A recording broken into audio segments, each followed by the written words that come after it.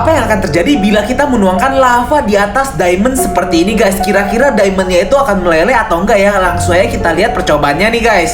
Nah, di percobaan kali ini kita akan melihat di mana diamond akan dituangkan dengan lava yang sangat panas sekali. Kira-kira masih kuat bertahan gak ya? Nah, kali ini lavanya akan dibuat menggunakan timah panas seperti ini guys. Nah, selagi menunggu timah panasnya meleleh menjadi lava, pria ini juga menyiapkan diamondnya ini guys. Diamondnya tidak bisa dipegang sehingga ditaruh di atas pasir seperti ini. Setelah diamondnya sudah diposisikan, akhirnya pria ini juga mengambil lava yang sudah dipanaskan tersebut dan sudah siap menyiramkan lava tersebut di atas diamond ini guys. Dan kita bisa perhatikan di sini diamondnya tertutup penuh dengan lavanya ya.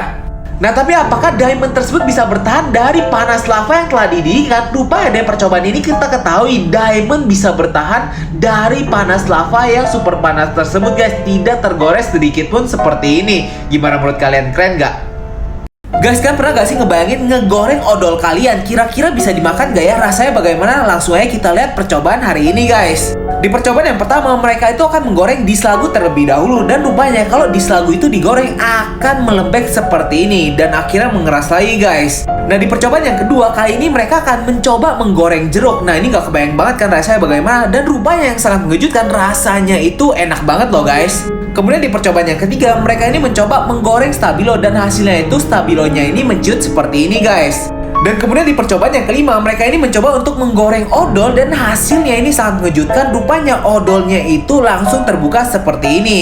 Nah, tapi sepertinya kurang lengkap kalau mereka ini tidak menggoreng pasta giginya atau odol secara langsung seperti ini. Dan akhirnya mereka mencobanya dan yang hasilnya sangat mengejutkan sekali. Rupanya pasta gigi itu kalau digoreng akan seperti ini guys, dia itu akan mengambang. Nah, itulah hasil percobaannya, tapi tidak boleh dimakan ya guys.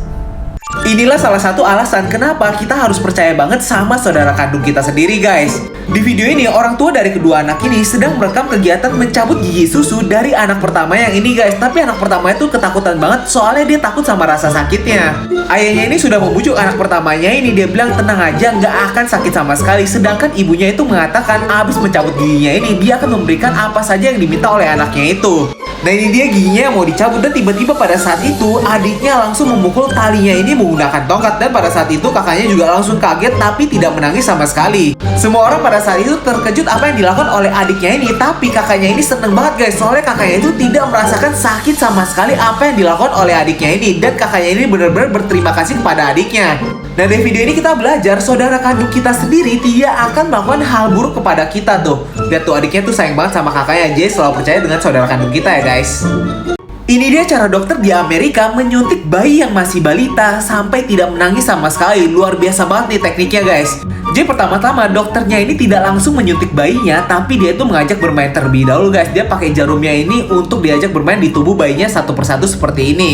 Nah, tujuan dari dokter Amerika ini untuk mengalihkan fokus dari bayi tersebut agar berpikir kalau jarum yang dekat dengan tubuhnya itu tidak berbahaya sama sekali. Dan akhirnya lihat tuh, bayinya tersenyum dengan lebar. Nah, setelah bayinya itu sudah tidak fokus dengan jarum tersebut dan sudah rileks dan sudah bisa tersenyum lebar seperti ini, barulah dokter ini membuka jarumnya dan pada saat itu tanpa disadari sambil bernyanyi dia itu langsung menyuntik bayinya ini guys. Nah, bisa kalian lihat di sini teknik yang digunakan oleh dokter tersebut sangat mengejutkan sekali, mengalihkan perhatian bayi ini dan membuat bayinya ini tidak merasakan apa-apa dan ditutup dengan meniupkan gelembung sabun seperti ini juga guys. Bahkan pada saat itu bisa kalian lihat kedua orang tuanya ini sangat kagum dengan teknik dokternya ini. Gimana menurut kalian? Keren gak teknik yang wow? Guys, kalian tahu tentang Xiao gak sih? Kalau kalian gak tahu, Xiao itu adalah kepercayaan orang Cina tentang 12 hewan yang mewakili seseorang tiap tahunnya itu berbeda-beda. Nah, menariknya rupanya dari 12 hewan yang mewakili setiap orang itu tiap tahun yang berbeda-beda, ini ada kisah awalnya nih guys.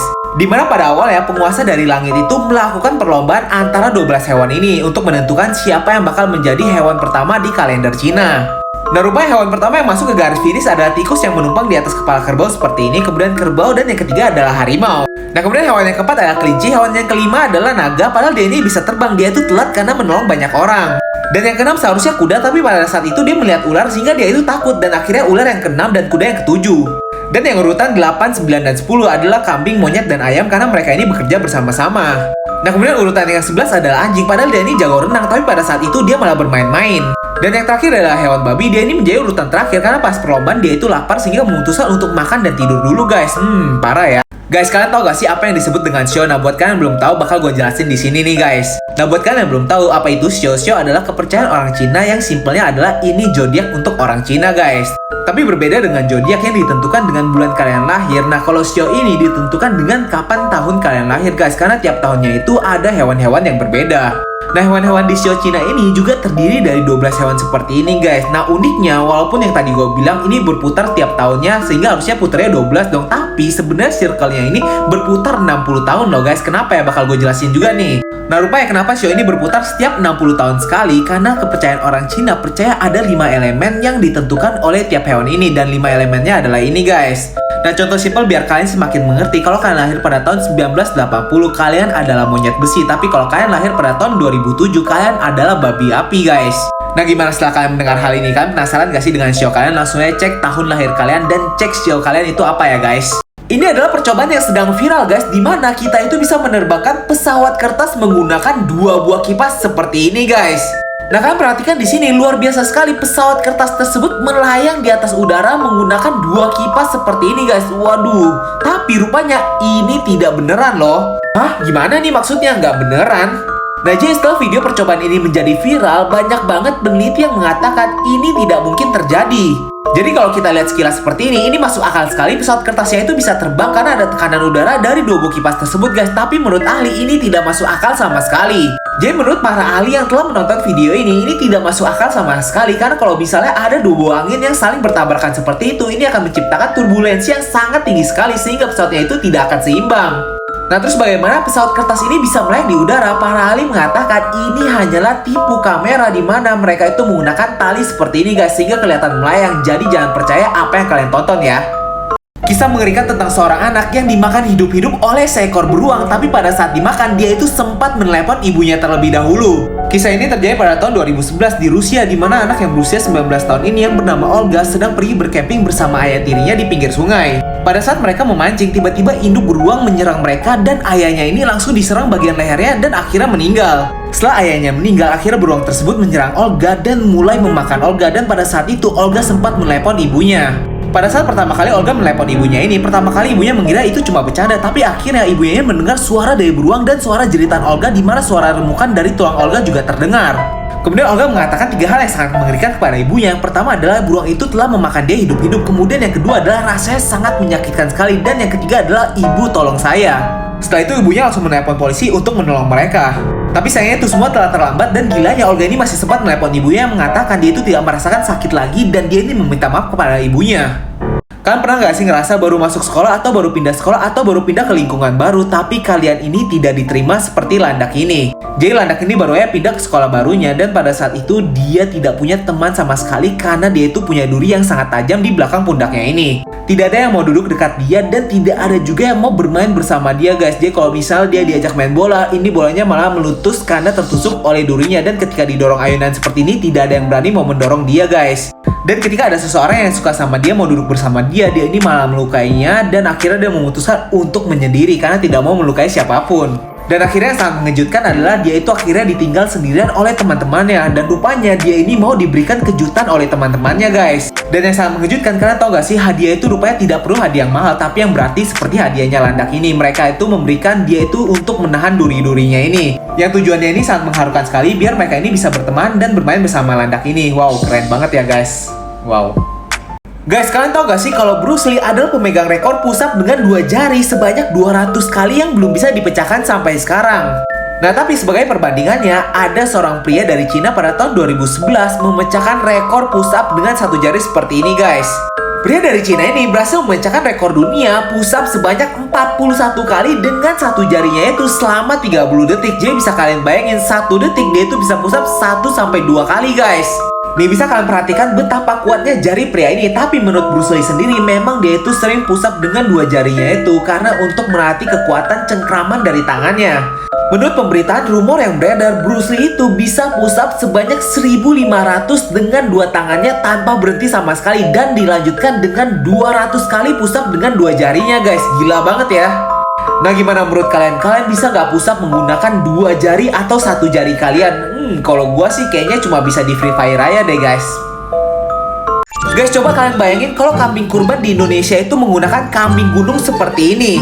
Jadi ini adalah kambing gunung di Eropa yang berjeniskan ibex. Dia ini memang kambing gunung yang tinggal di perbukitan yang tingginya itu nggak main-main, dari dasar itu bisa 60-100 meter guys. Kalian lihat tuh, tinggi banget. Kambing ini mendaki gunung untuk mengambil air garam dan mineral yang berada di tembok-tembok gunung guys. Dan perhatikan nih, dia jago banget untuk mendaki seperti ini.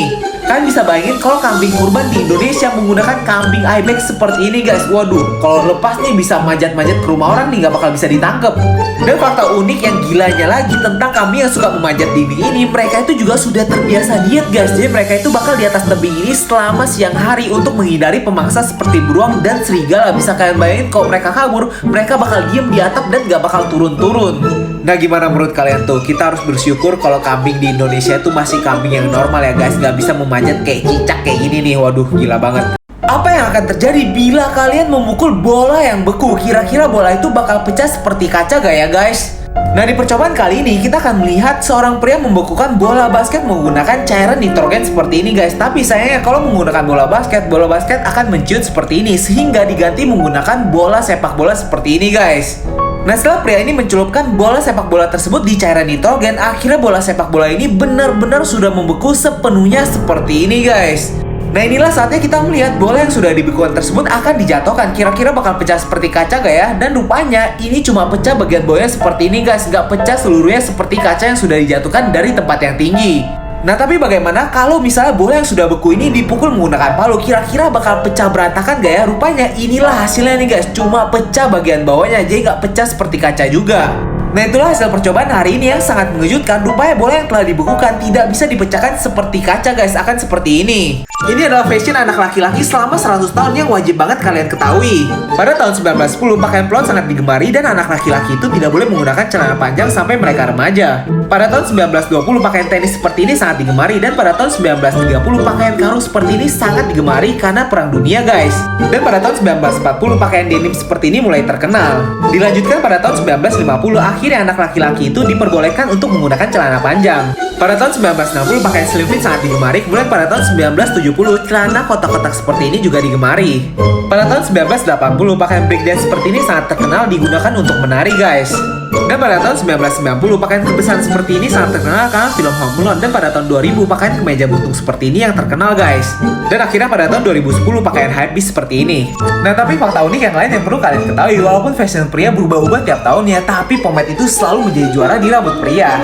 Nah, jadi jangan lupa menggunakan pomade untuk merapikan rambut kalian, khususnya pomade Legend ya.